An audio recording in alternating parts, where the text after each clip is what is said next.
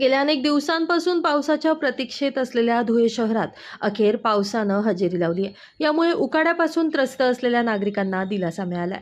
तर साक्री तालुक्यातील खुडाणे गावातील शेतकऱ्यावर आसमानी संकट कोसळलंय। दुपारच्या सुमारास वीज कोसळल्यानं 40 मेंढ्यांचा मृत्यू झालाय। तर या दुर्घटनेत ज्ञानेश्वर धनराज तीर्ताप वय 28 हा मेंढपाळ शेतकरी जखमी झालाय। त्याच्यावर साक्रीतील खासगी रुग्णालयात उपचार सुरू आहेत। या दुर्दैवी घटनेनं शेतकऱ्याचं मोठं नुकसान झालंय। अचानक घडलेल्या या घटनेमुळे गावातील नागरिकांनी एकत्र येत तरुण शेतकऱ्याला उपचारासाठी रुग्णालयात दाखल केले। त्याच्यावर उपचार सुरू आहेत। आसमानी संकट कोसळल्यानं शेतकऱ्यानं प्रशासनाकडे नुकसान भरपाईची मागणीही केली आहे। जून महिन्याच्या अखेरीस धुळे शहरासह जिल्ह्यात पावसानं हजेरी लावल्यानं शेतकरी राजांमध्ये आनंदाचं वातावरण निर्माण झाले।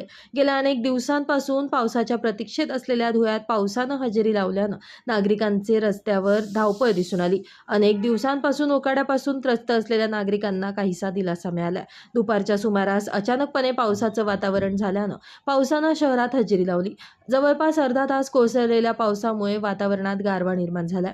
पावसाच्या प्रतीक्षेत असलेल्या धुळ्यात पाऊस पडल्यानं सर्वत्र आनंदाचं वातावरण दिसून येते। मात्र एकीकडे शेतकऱ्याच्या 40 मेंढ्या विजेच्या प्रभावाखाली आल्यानं मृत्युमुखी पडल्या। यामुळे शेतकऱ्याचं अतोनात नुकसान झाल्यानं हळहळ व्यक्त केली जाते।